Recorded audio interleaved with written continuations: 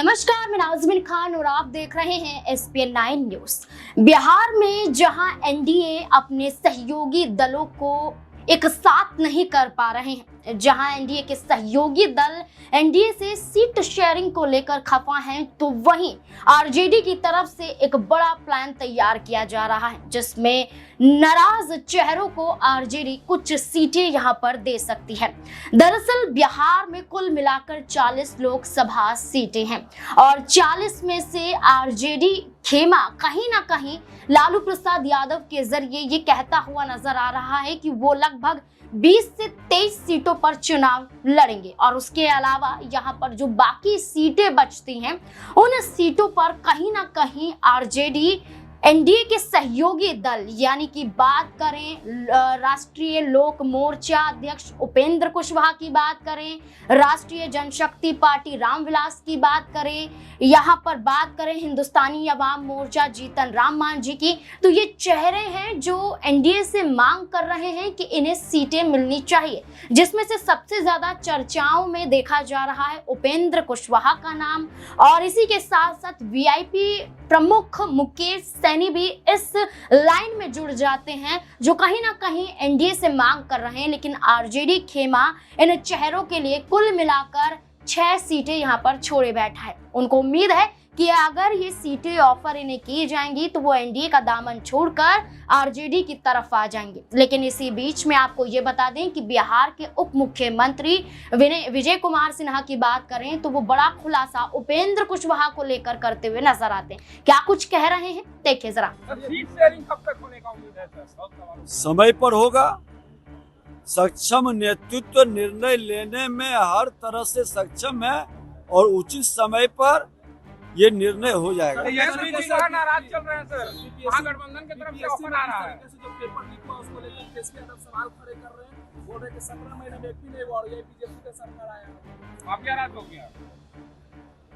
तेजस्वी यादव जी नेता प्रतिपक्ष की भूमिका निभाने का प्रयास कर रहे हैं। उनको आभास करा दें कि क्या क्या इनके समय में हुआ था, कौन कौन सा ड्रामा हुआ था।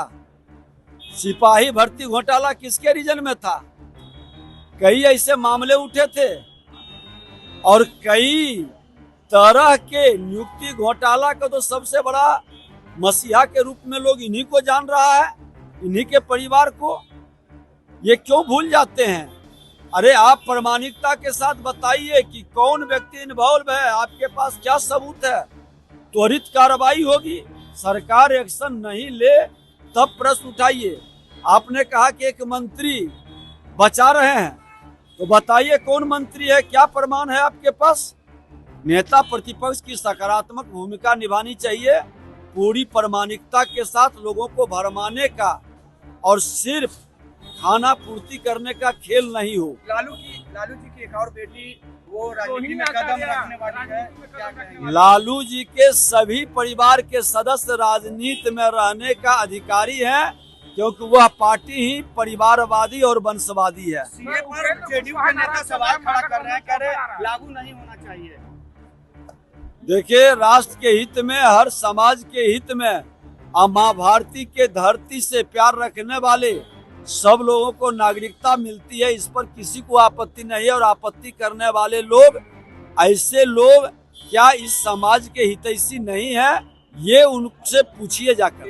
आपके विधायक हैक हुए और मेरे तो चाचा कोई हैक कर लिया है, गारंटी मांग रहे थे तेजस्वी यादव। जनता का जनादेश एनडीए के साथ मिला था, चचा भतीजा जनता के जनादेश में साथ क्यों नहीं थे? जनता का जनादेश एनडीए को मिला था। पिछले दरवाजे से आकर के सत्ता में भागीदारी करने की जो मानसिकता थी, फिर जनता के दबाव में चचा ने नकार दिया। आज फिर एनडीए की सरकार है, बिहार के अंदर जनादेश के अनुसार सरकार है। आपके सहयोगी जो है वो लगातार नाराज दिख रहे हैं, कैसे देख रहे हैं? नाराज है सर, महागठबंधन से ऑफर आ रहा है। कोई एनडीए में नाराज नहीं है, सभी को देश के प्रधानमंत्री नरेंद्र मोदी जी पर विश्वास है और देश के प्रधानमंत्री नरेंद्र मोदी जी के नेतृत्व में चुनाव लड़ने वाले अपने को गौरवान्वित महसूस करते हैं, क्योंकि एक नए राष्ट्रवाद की ओर उपेंद्र कुशवाहा को लेकर उनका ये कहना है कि नाराजगी कहीं भी नहीं है, नाराजगी होती तो यहाँ पर बगावत होती। यहाँ पर खुद सिन्हा ये कहते हुए दिखाई दे रहे हैं कि नाराजगी नहीं है, एनडीए मजबूती के साथ बिहार में है और जल्द ही सीट शेयरिंग को लेकर फैसला हो जाएगा, क्योंकि नीतीश कुमार दिल्ली पहुंच चुके हैं और जल्द ही सीटों को लेकर चर्चा होगी। चर्चा के साथ यहाँ पर यह भी देखा जाएगा कि सहयोगी दलों को कितनी सीटें दी जाएंगी। जैसे कि बता दें कि पशुपति पारस की भी मांग है कि कम से कम 5 सीटें उन्हें दी जाए। इसके साथ साथ आपको ये भी बता दें कि यहाँ पर मुकेश सैनी भी चाहते हैं कि एनडीए की तरफ से उन्हें सीटें मिलती हुई नजर आए, लेकिन अब इन तमाम मुद्दों के जरिए देखना होगा कि आरजेडी की तरफ से जो ऑफर किया जा रहा है 6 सीटों को लेकर, इन तमाम चेहरों की बात जो की जा रही है, वहीं एनडीए अभी तक सीट शेयरिंग को लेकर फैसला नहीं कर पाए। क्या इससे पहले उपेंद्र कुशवाहा कोई बड़ा कदम उठाने पर मजबूर हो जाएंगे? क्या मुकेश सैनी जिनकी बात की जा रही है, क्या वो आरजेडी की तरफ बढ़ते हुए नजर आएंगे? क्या लगता है आपको? कमेंट सेक्शन में जरूर बताएं। देखते रहें SPN9 न्यूज। धन्यवाद।